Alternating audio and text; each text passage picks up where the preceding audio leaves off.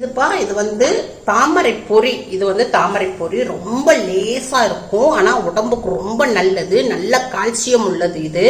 அதனால இது எல்லா கடையிலுமே கிடைக்குது. பலசர கடையில கிடைக்குது, ரிலையன்ஸ்ல கிடைக்குது, வேற நாட்டு மருந்து கடையில எல்லாம் நல்லா கிடைக்குது. அதனால இந்த தாமரை பொரியை நம்ம அடிக்கடி நம்ம சேர்த்துக்கிட்டோம்னா நம்ம எலும்புக்கு ரொம்ப ஸ்ட்ரென்த் கொடுக்கக்கூடியதுப்பா. மக்கானா வந்து 1 கப் எடுத்துக்கிடுவோம்.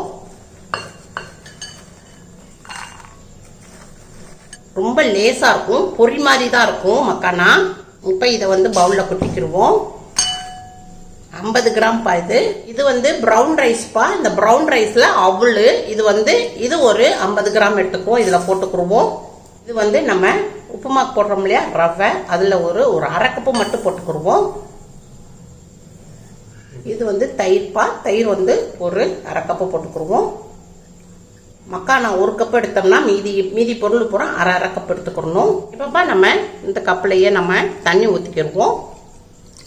1 கப்பு தண்ணி ஊற்றிக்கிடுவோம். 1/2 கப்பில் 1 கப்பு தண்ணி ஊற்றிக்கிடுவோம். நல்லா நம்ம இதை எல்லாத்தையும் நல்லா மிக்ஸ் பண்ணியிருக்கோம். இது 1/2 மணி நேரத்துக்கு நம்ம இதை ஊற விட்டுருவோம். இப்போ நம்ம மக்கானாவை வந்து நம்ம வந்து 1/2 மணி நேரத்துக்கு ஒரு ரெஸ்ட்ல வச்சுருந்தோம். இப்போ ஓப்பன் பண்ணுவோம். நல்லா தண்ணியை ஃபுல்லாக உறிஞ்சிருச்சு. இப்போ நம்ம வந்து இதை வந்து மிக்ஸி ஜாரில் போட்டுக்கிடுவோம். இப்போ மிக்ஸி ஜாரில் போட்டாச்சு. நம்ம கொஞ்சம் தண்ணி ஊற்றிக்கிடுவோம். ஒரு 1/2 கப்பு, திருப்பி 1/2 கப்பு தண்ணி ஊற்றிருக்கோம்ப்பா. இது மூடி போட்டுருவோம். இப்போ நம்ம மிக்சியில் அடிச்சுக்கிடுவோம். இப்போ மிக்சியில் அடிச்சாச்சு. ஓப்பன் பண்ணுவோம்.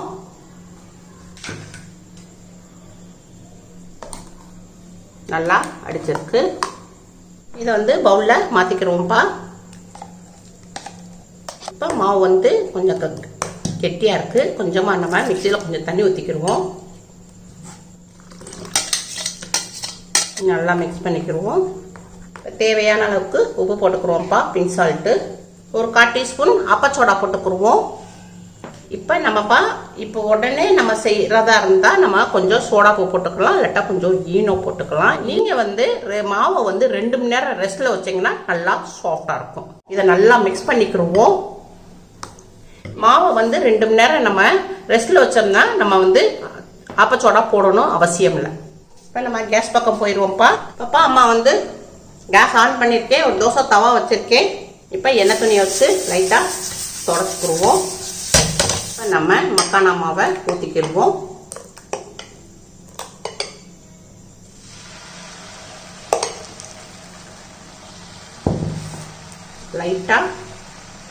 கொஞ்சம் லைட்டாக பரப்பிக்கிடுவோம்.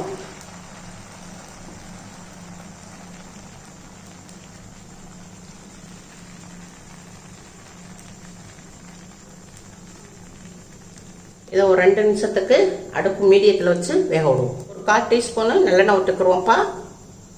இப்போப்பா அம்மா வந்து இந்த தோசையை வந்து திருப்பி போடலை. திருப்பி போடாமையே 1 சைடு மட்டும் தான் வேக வச்சுருக்கோம். நல்லா வெந்திருக்கு. ரொம்ப சாஃப்டாகவும் இருக்குது, ரொம்ப டேஸ்ட்டாகவும் இருக்குது. இப்போ பிளேட்டில் எடுத்து மாற்றிக்கிறோம்ப்பா. அவ்வளோதான்ப்பா, weight loss makhana dosa ready ஆயிருச்சு. ரொம்ப சாஃப்டாக இருக்குது. சாப்பிட்றதுக்கு ரொம்ப டேஸ்ட்டாகவும் இருக்குது, சாஃப்டாகவும் இருக்குது. மிளகாய் சட்னியில் தொட்டு சாப்பிடும்போது ரொம்ப டேஸ்ட்டாக இருக்குது, ரொம்ப அட்டகாசமாக இருக்குது. பெரியவங்கள இருந்து சிறியவங்க வரை எல்லாருமே சாப்பிட்லாம்ப்பா. சுகர் பேஷண்ட்டு, வெயிட் லாஸில் இருக்கிறவங்க, டயட்டில் இருக்கிறவங்க எல்லாருமே சாப்பிட்லாம்ப்பா. அதிகமான ப்ரோட்டீன் இருக்குது. இந்த மாதிரி உங்கள் வீட்டில் செஞ்சு பாருங்கப்பா. அம்மாவுக்கு லைக் பண்ணுங்க, ஷேர் பண்ணுங்க, சப்ஸ்கிரைப் பண்ணுங்க.